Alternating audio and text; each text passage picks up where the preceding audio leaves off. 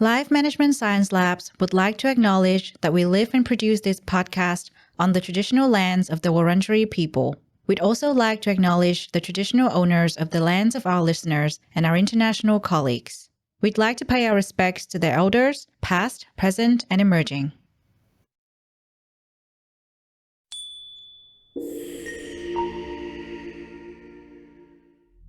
Hello, everyone, and welcome to Doing Well, the Wellbeing Science Insights podcast produced by LMSL, the Life Management Science Labs. We're champions of life management science, providing structured insights informed by science and inspired by practice on key aspects of conscious living. Each week, we bring you scientific and practical insights on each element with the expert knowledge of professionals in the field. I'm your host, Lu Ngo, coming to your ears from Naarm, Melbourne, Australia. Let's learn together. Hi, everyone, and welcome back to Doing Well. And on this week's episode, we are going to talk about harnessing physical activity to achieve emotional wellness. And today in our virtual studio, I have Dr. Melissa Green with us to talk about this particular topic. And she has a very interesting background, and especially recently, more into the yoga space, which I'm very passionate about as well. So I'm keen to talk to her about it very soon. By way of introduction, Dr. Melissa Ann Green has worked in the mental health field for 25 years, providing psychological services to children, adolescents, and adults. She is now pivoting to use her mental health and yoga training to help people thrive in their workplaces. And so today, obviously, we are going to talk about physical activity and emotional wellness in general, but I wouldn't be surprised if we touch on, the workplace a little bit and how that can impact us in the workplace. So I'm sure it will be an interesting and engaging conversation. But first of all, welcome to the show, Melissa. How are you? Thank you. I'm doing well. That's really good. That's exactly the name of the show, Yes. Yes, that's really good. I think, it's fun to talk about physical activities all the time. And we talk about it pretty much every other episode on this show because well-being has such a big component of physical well-being, right? So we talk about that a lot. But I wonder why this topic for you in particular, because I know that, especially because you got into, yoga teacher training recently, there must be a certain reason why you got passionate about this area. There is. So I am a psychologist by training, and I did a lot of work with Marines who had deployed to combat zones. And when I was working with them, I found that the traditional talk therapy was not so helpful initially for many of them. And there was a yoga teacher who came to the base and the clinic that I worked on. And I sat in with her because she was working with the patients that I was seeing. And I started to see the benefits of yoga and helping them to learn how to manage their anxiety and to feel like they had a little bit more control over the symptoms just by using the deep breathing exercises as well.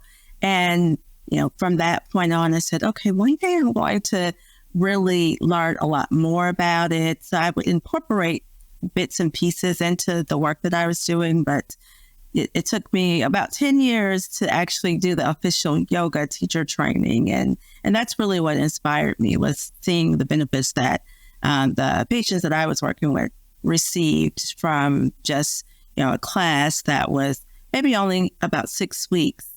Mm-hmm. Yeah. Well, isn't that interesting? You learn from your patients, right? That is Right. wonderful to hear. Yeah. Because a lot of the time it's kind of very classic, example of, the actual psychologist or whoever is giving the advice. They're the ones that have gone through these things and then they recommend it. But then in your case, you kind of learn from your own patients, which is a really interesting cycle of learning. So that's good to hear. And how's yoga teacher training? I know that a lot of people have done it. I got intrigued, but I'm not sure how it actually works in reality. So it was actually very intense. A little bit intense for me because I wasn't expecting it to be so in depth. Usually, if you have not spent a lot of time studying yoga, you just think of the physical aspect of yoga, but it's a science, and there are a lot of different limbs of yoga that also look at your lifestyle and the things that you do on a day-to-day basis, not just what you do when you're on the mat and in the classroom. And so my program actually, I started in January of 2020. So that was another interesting thing, that it was interrupted by the COVID-19 vaccine. And so we met every other weekend, Friday, Saturday, and Sunday. And it was, I believe, probably 8 hours Saturday and Sunday and 3 or 4 hours on Friday. And we went through the different limbs of yoga. We went through the philosophy and history of yoga. We obviously did the yoga practice, the asana. And it was amazing to learn so much, but it was interrupted. I think it was at the end of March. And so we took a break and then we resumed towards the beginning of June, I believe, and then completed sometime in June. So it was a lot more involved than I anticipated. And I'm really thankful to have had that opportunity to learn a lot more about it. Yeah, well, beautiful. I really love yoga. I do it, every week. I don't know about the principles like you were saying, but I got really intrigued because recently I took up yin yoga, and for the first time I was kind of like, oh, so it's pretty much like an hour of stretching. But then in that hour of stretching, I think it's like a combination of stretching and that meditation. I don't know. It really helped the emotional wellness aspect of my well-being, which we're going to talk about today. So we'll talk about yoga in a little more detail later on as well. I think it's a fascinating topic for me. I'm not sure about our audience. Some people might probably be a little bit concerned about the number of times we mentioned yoga in this podcast, but that's okay because that's your expertise area. So we'll talk about it. But before we get into the topic of emotional wellness and physical activity, let's get to know you a bit better through some of your recommendations. This part is called Have You Met Melissa? I love this part because I get to know the guest better and get a lot of new recommendations to add to my list. First question, what is a book you would recommend? So this is a book that I actually read a couple of years ago, and then I recently started rereading it. It's called The Humming Effect, and it's basically about sound therapy and sound healing. So in learning about yoga and meditation, I also, learned a little bit about, how sound can affect emotional wellness. And from there, I started to, explore a little bit more. And earlier this year, I actually attended a conference where the author of the book was there. So it made me want to read it again, right? Because he did a presentation. So it's very fascinating to me how vocal sounds that you can make can help to restore, certain parts of the body and the cells, and how you can evoke healing just by making sound or by listening to sound. Wow, that's fascinating. Actually, like coming right back to yoga, I remember every time I go to Hatha yoga on Sunday, the teacher would end the class with a single and I enjoy that. I join in. I don't just receive, but I wonder what that actually means. If you know what it is, I'm sure you do. Well, I don't remember specifically, but I know that there are certain sounds that resonate with the different chakras throughout the body that help to balance any areas that may not be balanced. And I think Om is supposed to be that universal sound that helps to bring that balance and healing throughout the body.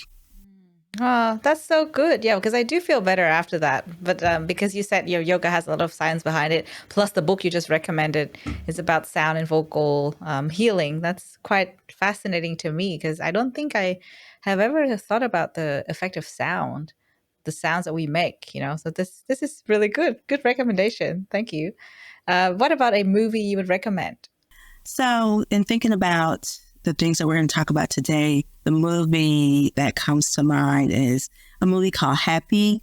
it's an older movie. I think it came out around 2011 or 2012. I don't know if you've heard about it, but it's based on the principles of positive psychology, which look at emotional well-being and the things that make people happy. And they kind of go through some of the myths of things that most people think will make people happy, and talk about how those things usually don't have long-lasting effects, like more money and more material things. And they go to different parts of the world and show people who maybe don't have all of the same resources that maybe we have here. I'm in the U.S. in this country, but their happiness level is a lot higher because of the relationships and things like that they value more.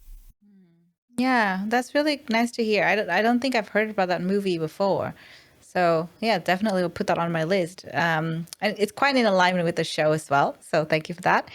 Next one is about a podcast. You're our guest, and I wonder what you actually listen to as in terms of podcast. Well, honestly, I've been spending a lot of time listening to podcasts about marketing and developing my practice. Yeah. One of my favorite podcasts is actually Online Marketing Made Easy with Amy Porterfield. I have one of the things that I've been working on is developing a digital course, and she gives a lot of information about how to do that step by step and just step out as an entrepreneur. Another podcast is On Purpose with Jay Shetty.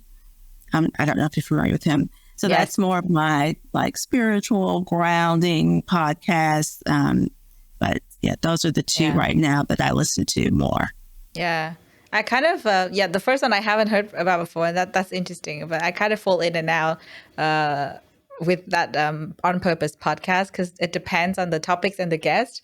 But I think the recent episode with Tom Holland has been really interesting for me personally. And then there's one with Lewis Hamilton as well. And I'm like, whoa, these are really cool content. So yeah, I really love that recommendation. So next question, we would love to know about a person that you kind of, admire and you model yourself after, or you learn from a lot. So this could be your famous role model or a personal role model if you don't really follow anyone who's actually famous.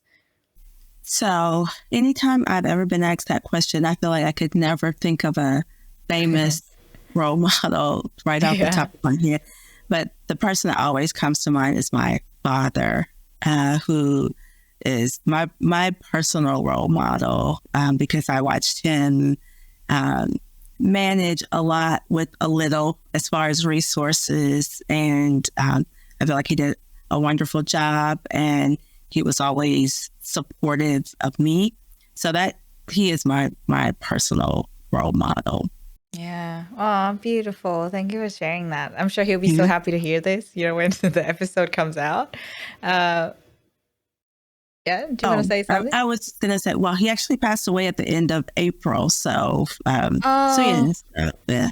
That's quite recent. I'm sorry to hear. Well, you must be still healing from it. And yeah, that must be really sad. But still, I hope he knows, I'm sure he does, that you model yourself and you learn from him a lot. So that's really good to hear. Last question in this part. Well, I know you already took yoga recently as a yoga teacher training as a course, but I wonder if there's any other course you completed that left a really strong impact on you.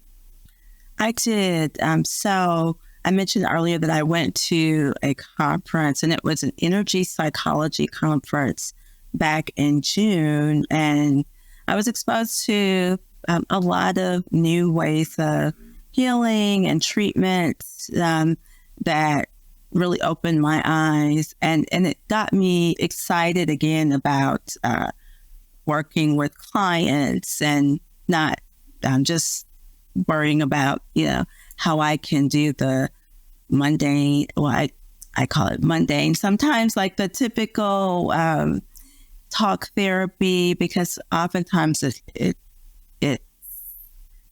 not the first thing that people respond to.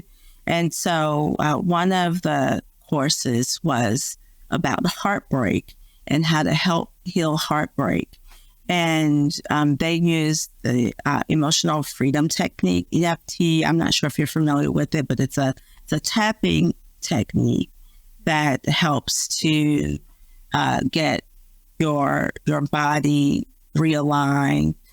You're tapping meridian points, basically. Yeah. And there's a standard protocol that people typically follow just for general issues that come up.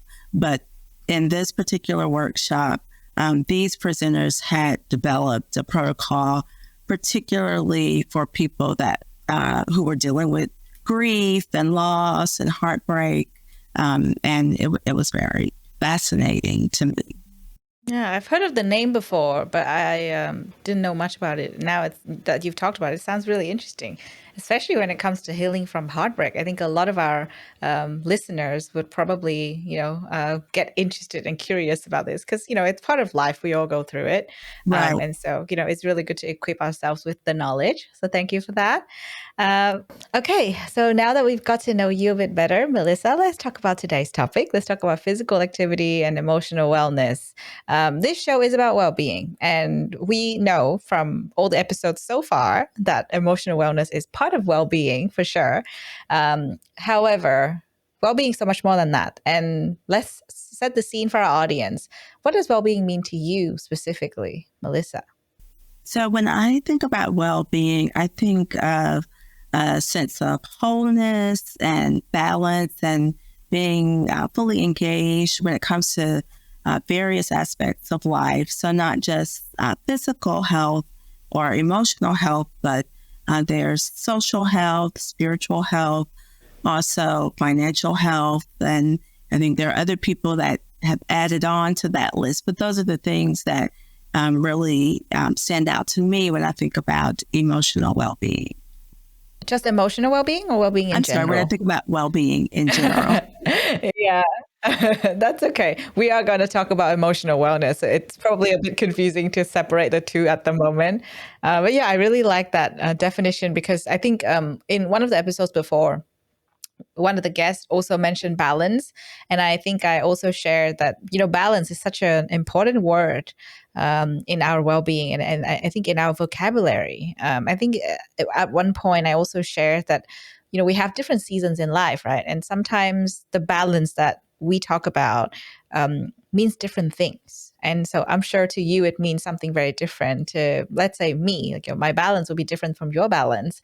And I think that is a beautiful thing about well-being because it's, it's up to the person. And that's why we have so many different definitions.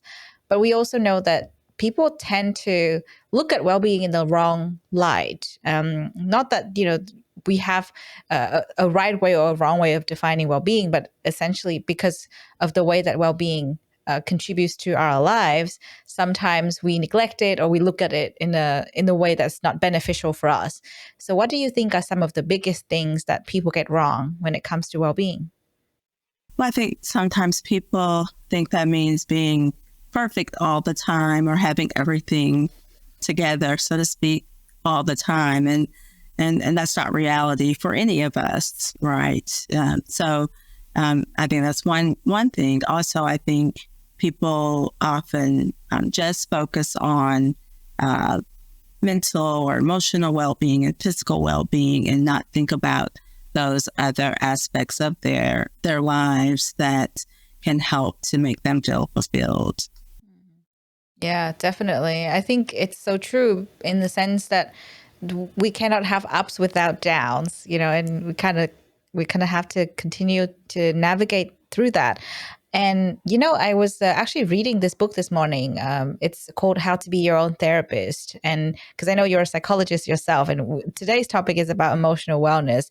One of the things that I can really relate with when it comes to your, some of the misconceptions you pointed out is emotions. And we'll talk about emotional wellness soon, but I do remember, and this is probably from the other podcast that I'm hosting for LMSL about happiness, but we talk a lot about the fact that there's no such thing as good or bad emotions. It's just, a signpost. And the book today that I was reading is the very beginning of the book, and it was saying about the same thing.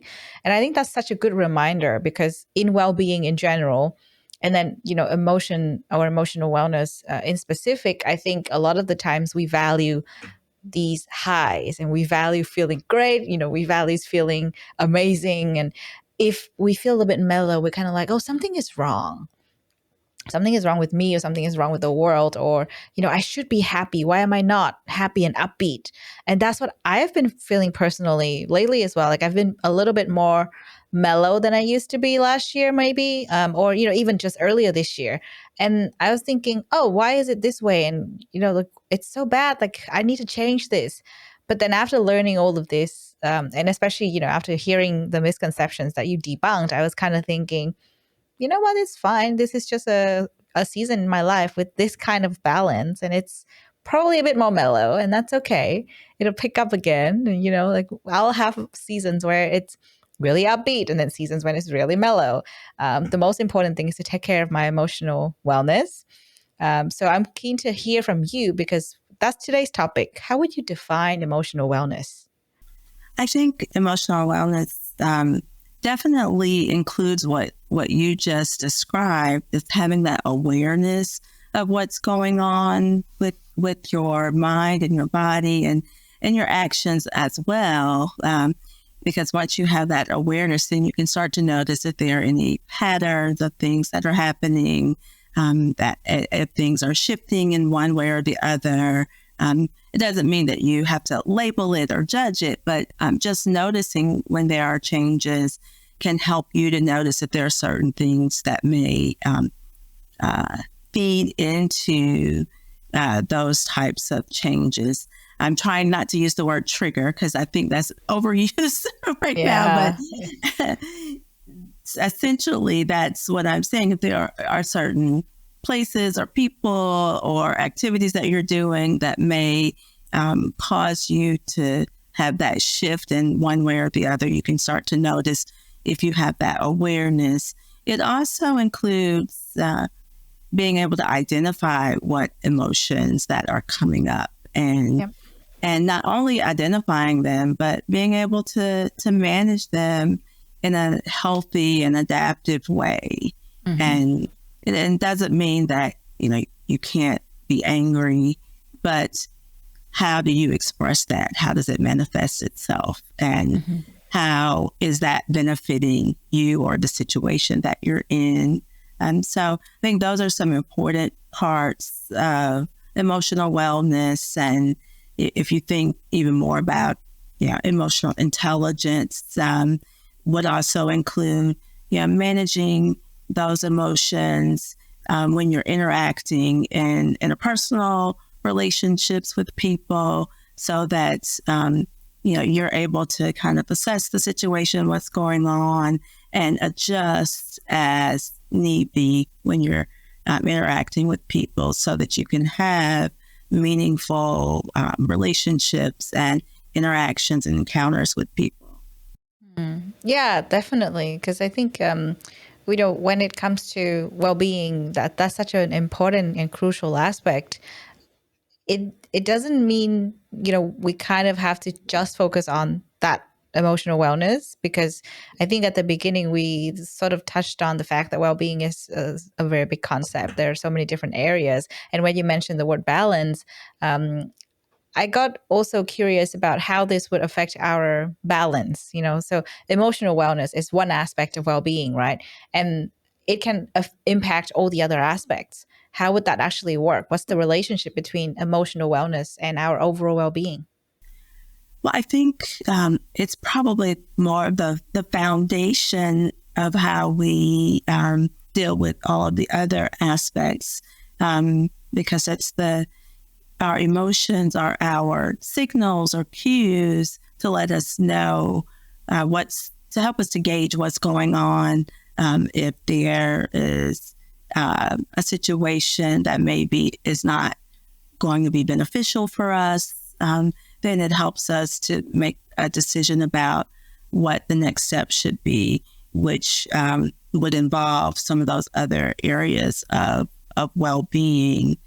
Also, when I think about emotional wellness, I think about being able to deal with disappointment and those types of things, resilience, and being able to manage those things that come up that are barriers or challenges.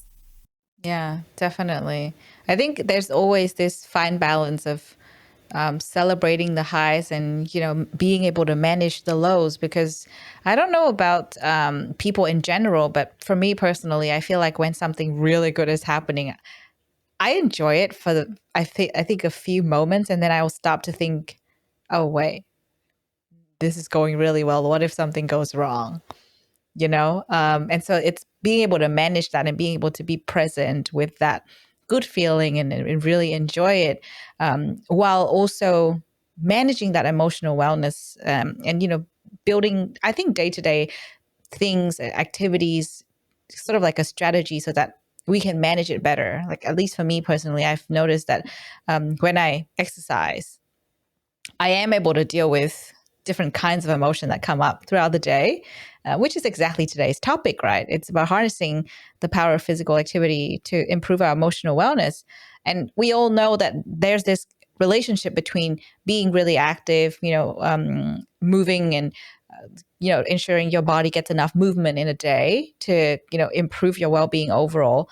But how does this particular relationship between physical activity and emotional wellness work? When we exercise or when we move, how does that affect our emotional wellness?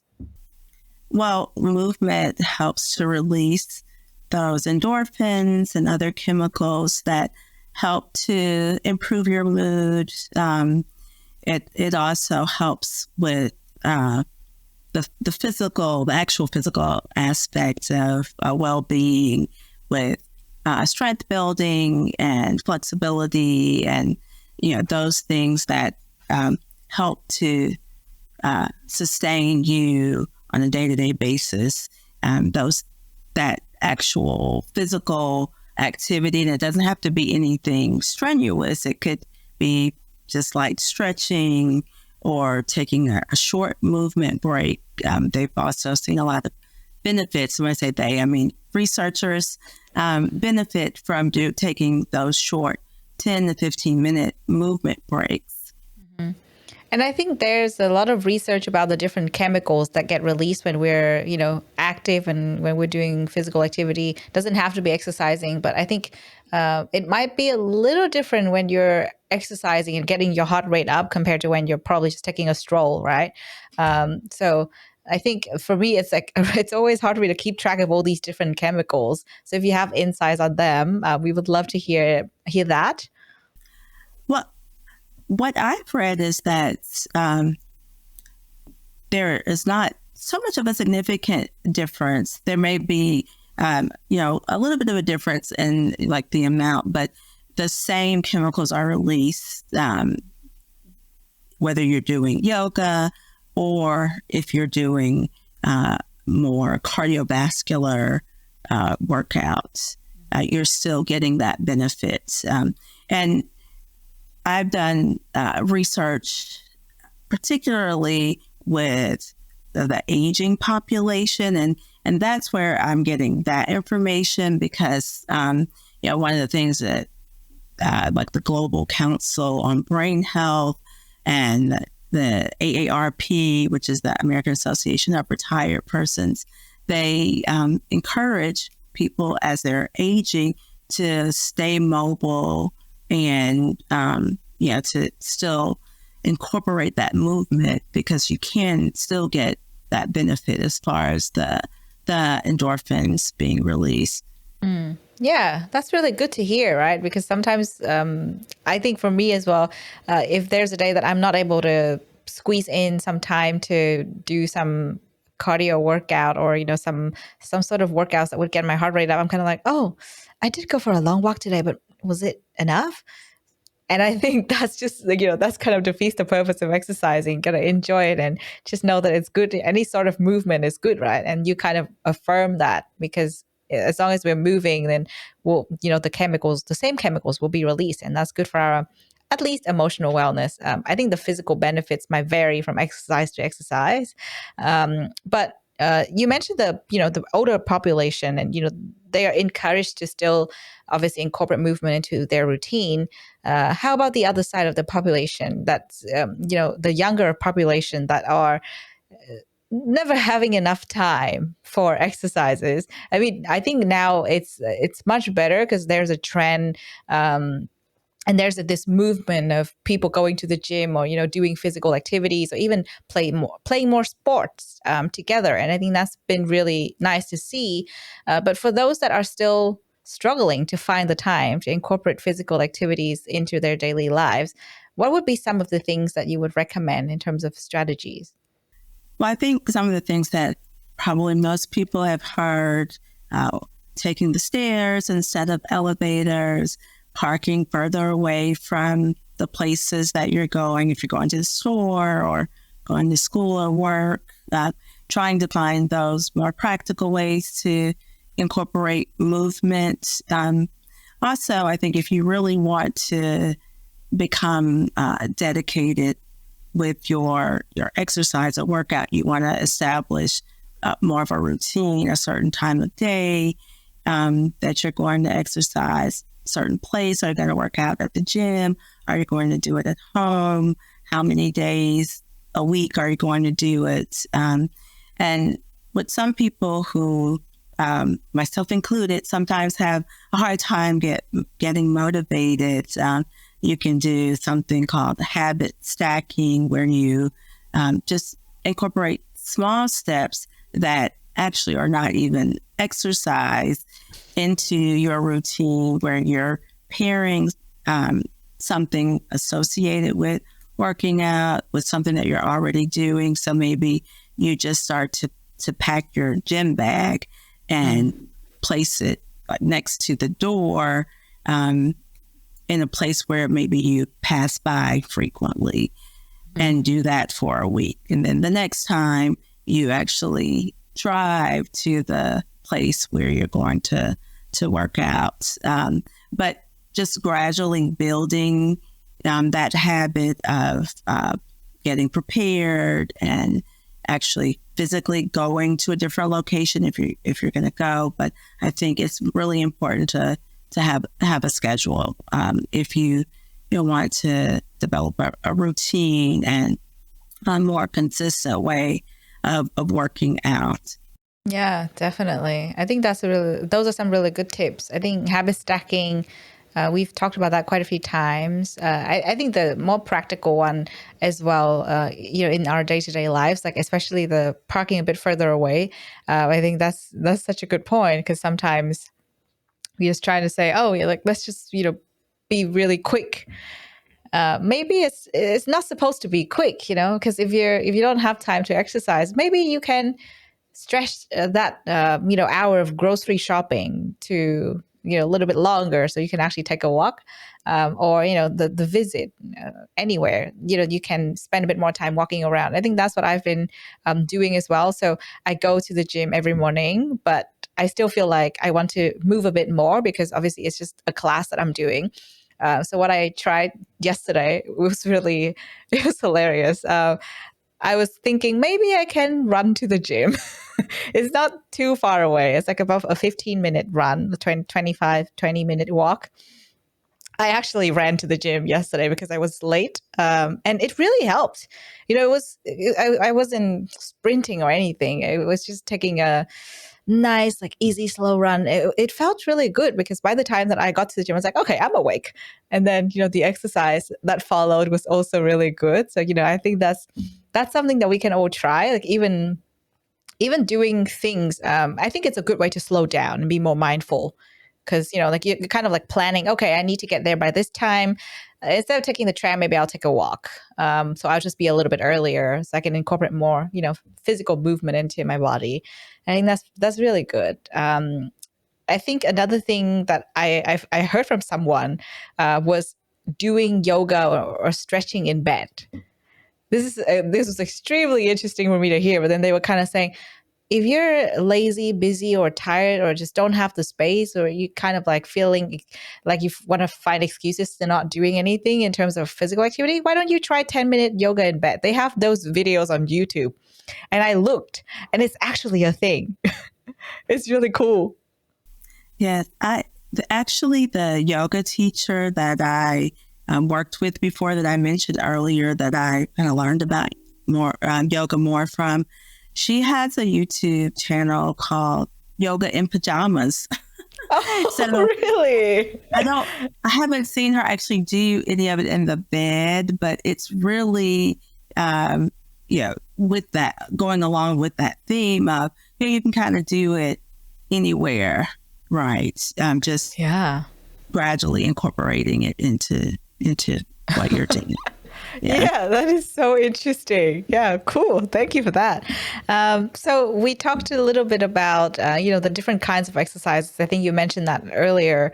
There are so many kinds of physical activities / exercises. And, the different kinds of exercises would have sort of different benefits to our holistic well-being, right? So what would be some of the key differences? Because, some people might do strength training. Some people might want to do flexibility exercises. Others want to do cardiovascular exercises. So what are some of the key differences between these exercises and their benefits on our well-being? I think doing more cardiovascular workouts definitely can help with heart health, right? Can help in that area. I think any kind of movement can, but that definitely is an area where you would get more benefit. And heart health is linked to brain health, and so you get that double benefit, right, from doing more cardiovascular exercises. And as we mentioned earlier, you also get the benefit of different chemicals being released that can help to improve mood as well. As far as, excuse me, as far as strength building and stretching, I think with stretching in particular, there's a release of, as you mentioned earlier, there's a release of that tension. So it also helps to improve mood. So with in your holding positions for a longer period of time, so they can have the same impact, but in a different way. And also that flexibility can help you to be able to manage your body in other ways. So if you need to do more practical things like bending over to tie your shoes, things that we don't think about until you start to age, I think. But staying flexible can help you as you get older to do some of those things that seem very simple when you're younger, but it can be more challenging as you get older. There's a sit to stand test. I don't know if you've seen that, but there's a challenge that I've seen on social media after I learned about it, where you try to go from seated to standing and standing to seated without using your hands. And, that requires you to have some flexibility and, for your legs to be a little bit more pliable because you're moving them and your hips in ways that you may not typically use them. And it's supposed to be a test of mortality, actually. Oh. So if you're able to do that, go from sitting to standing, standing to sitting, it's supposed to be able to estimate how long you will be able to live, or if your life may be shortened because of that. So that flexibility is very important, particularly as you age. And then the strength building helps to build muscles and bones, which also becomes more of a concern, I think, for people as they start to get older, because your bones get more brittle and you're more vulnerable to falls and breaks and things like that. Wow. I've never heard about that challenge before. That sounds interesting. I was very tempted to just do it on the spot, but I'll do that after this podcast. That's very interesting. I'll get everyone in the studio to try it as well. We'll see if we live long. Okay, that's very cool. And another aspect of, physical health, and in combination with physical activity, we also talk about sleep quite a lot. Because I think this is my personal dilemma. If I want to go to the gym in the morning, sometimes I don't have enough sleep the night before, because otherwise I wouldn't make it to go to work. And so sometimes I sacrifice sleep to do more exercise.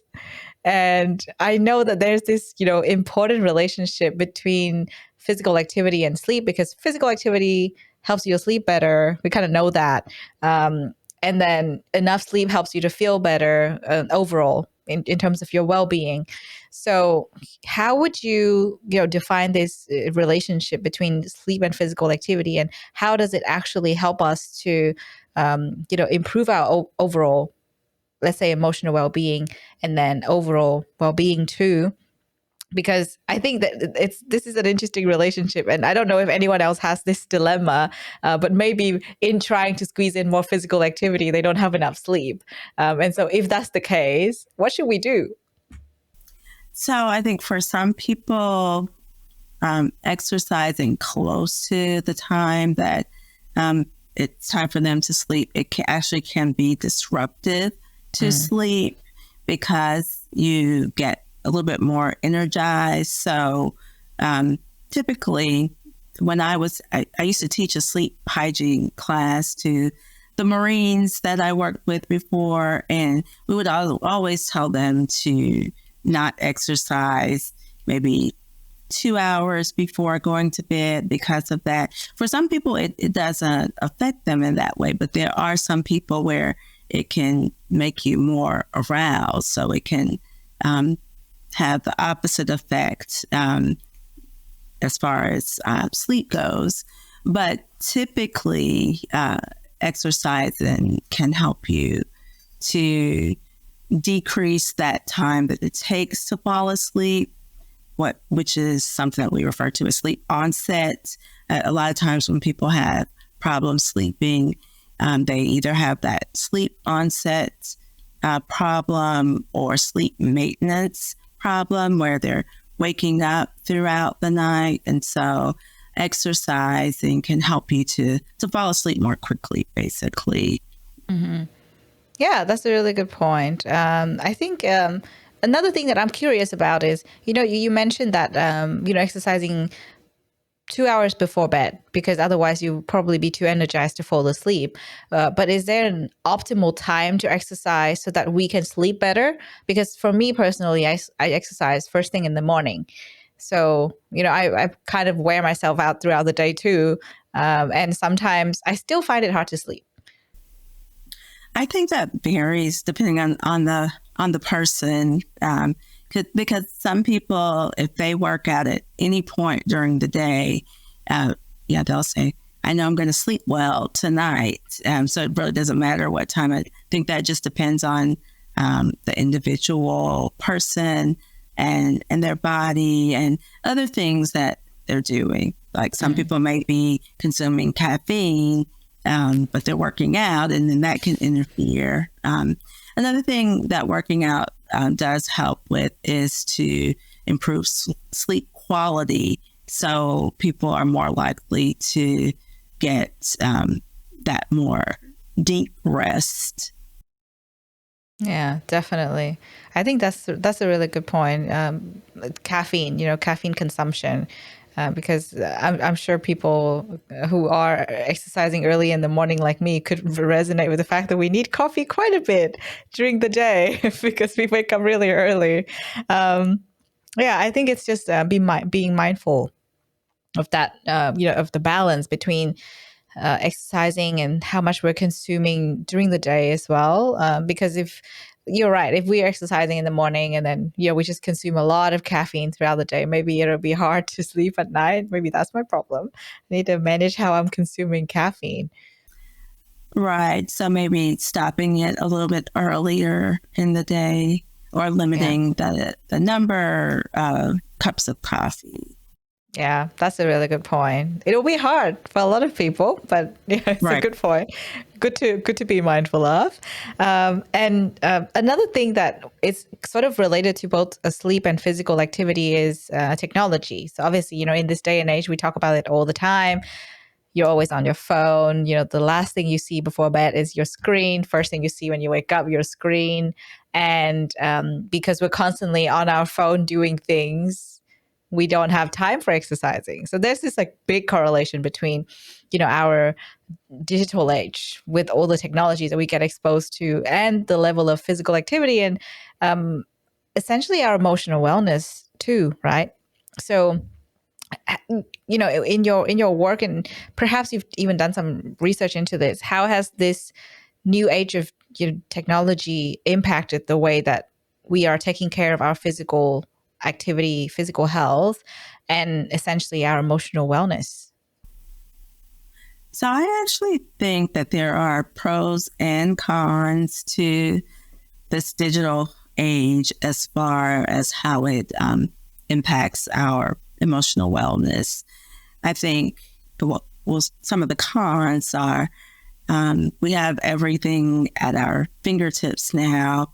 And so we don't maybe move as much to do some of the things that we would have moved more to do before. So for instance, I have a digital library card and I can go on my phone, on an app on my phone and download these audiobooks. Whereas, maybe 10 years ago, I would have just walked out, driven over to the library and walked through the library to find the book. Same with ordering food or clothes. All of those things are kind of right at our fingertips. So it decreases those opportunities that we have just for movement. And obviously that can impact our health. On the other end, though, I think there are more people doing things virtually, classes virtually. So it makes it more accessible to people.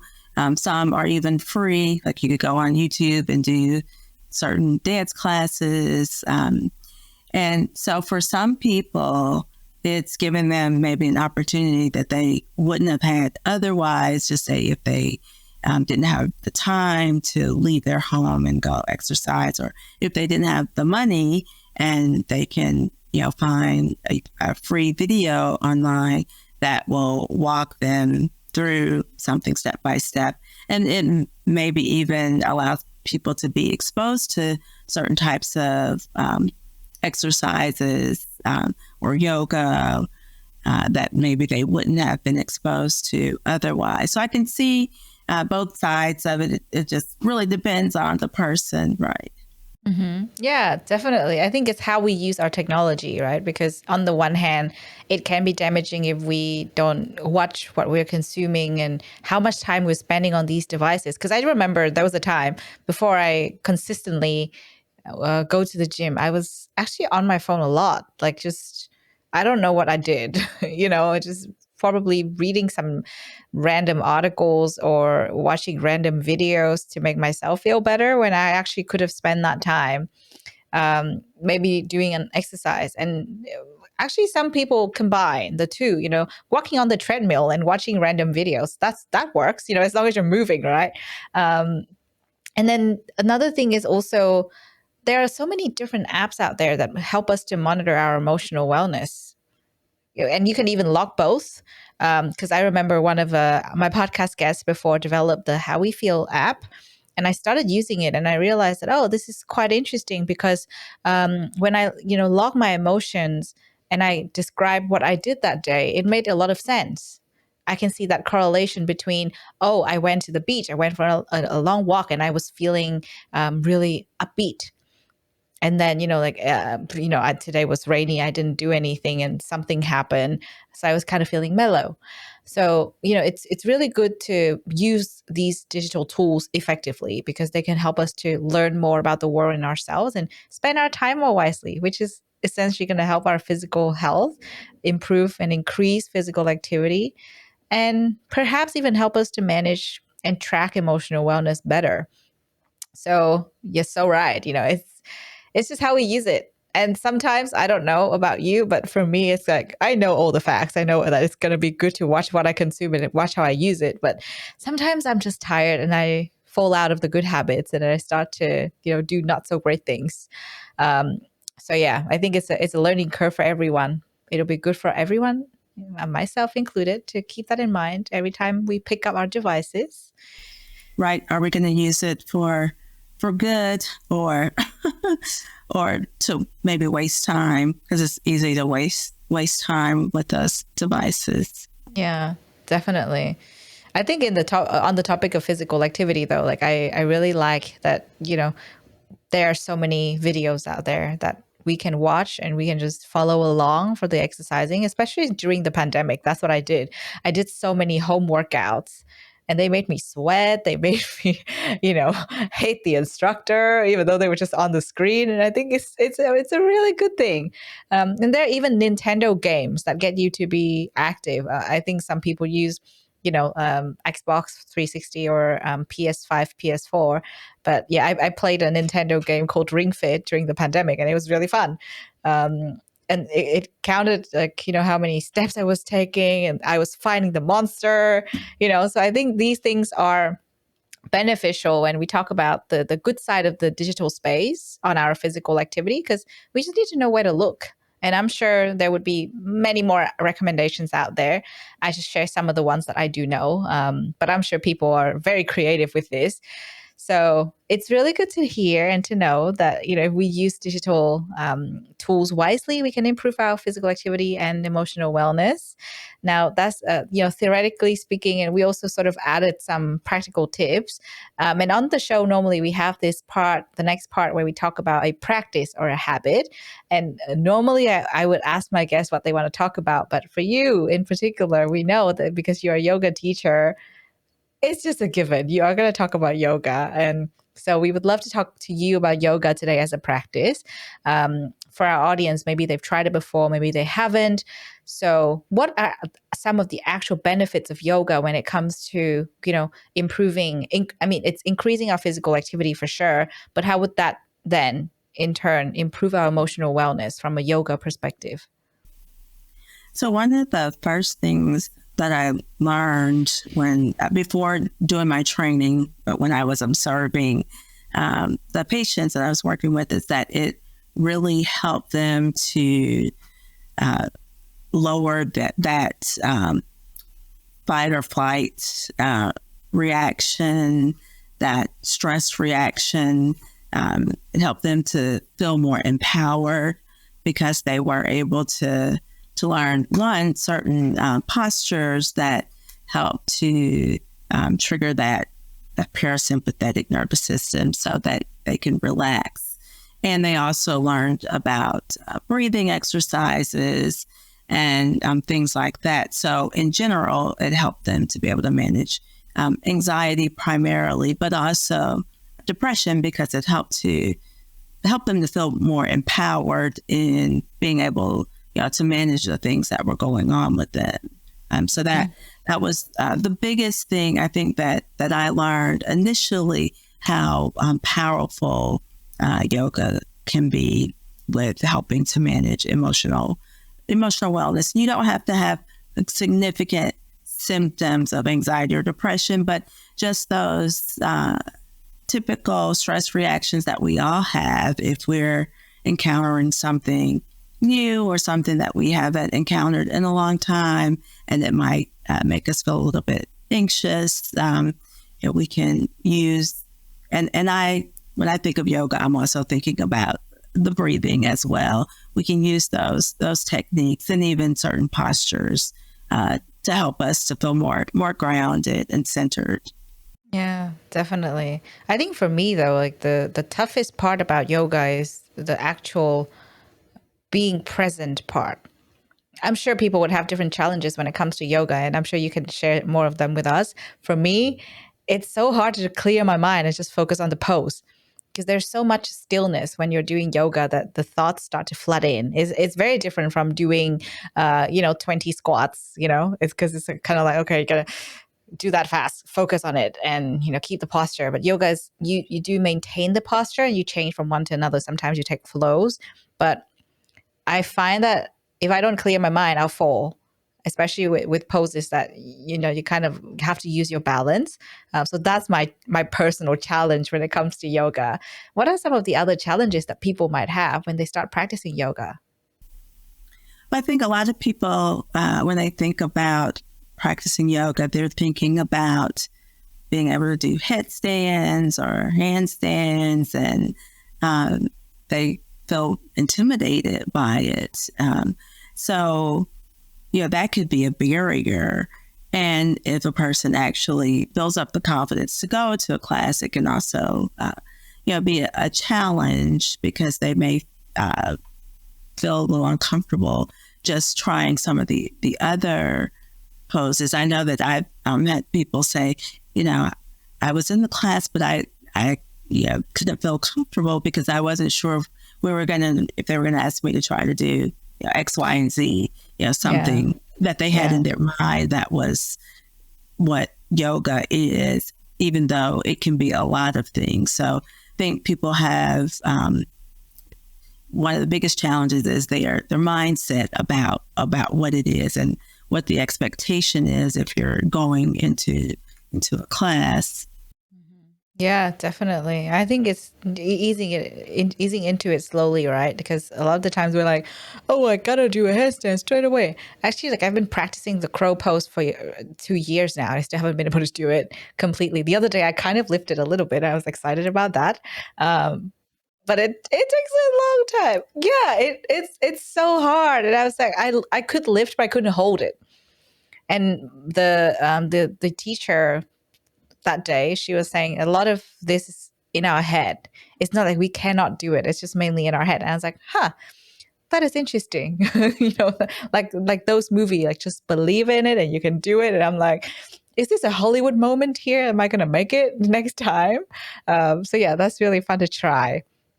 So, you know, another thing I'm curious about, because I do yoga pretty much once a week or twice a week max, but for our emotional wellness, how often would you recommend our audience to try practicing yoga?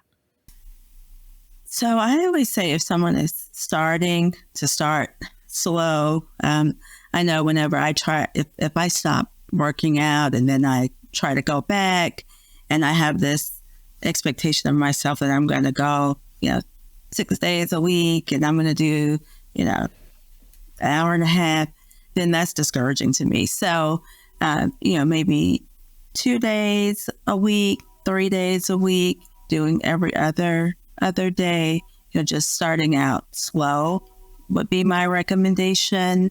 And also, maybe learning a little bit about the different types so that you can better understand about what might be a better fit for you, because there are things like you said, like yin yoga, there's restorative yoga, that those things are a lot slower moving.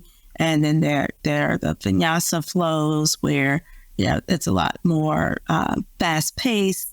And so, maybe looking into a little bit more about, what different types of yoga there are out there and see if there's one that really resonates with you as a place to start.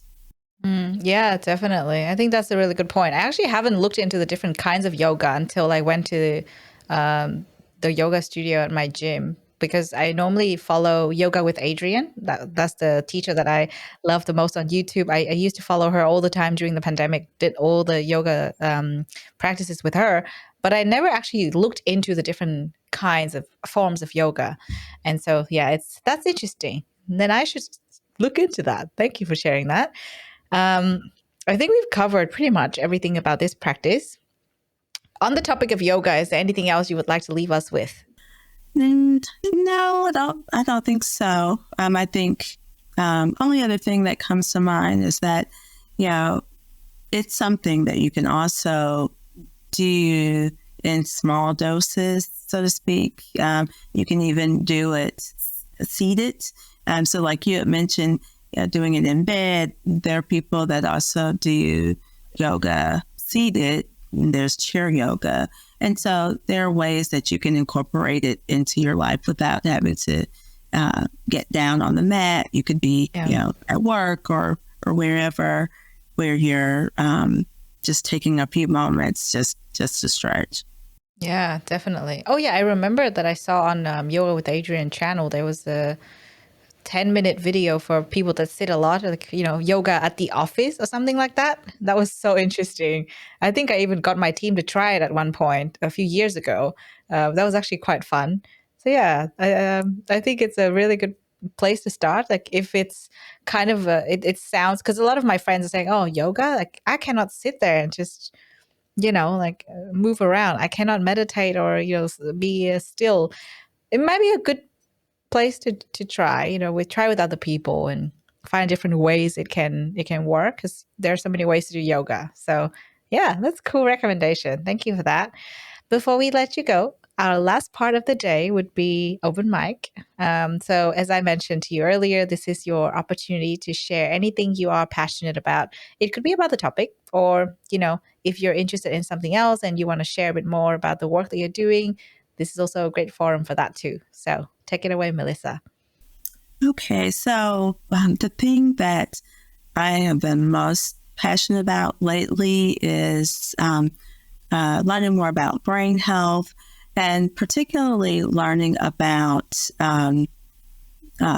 caregivers of people with dementia who had challenges as far as cognitive delays and issues around brain health.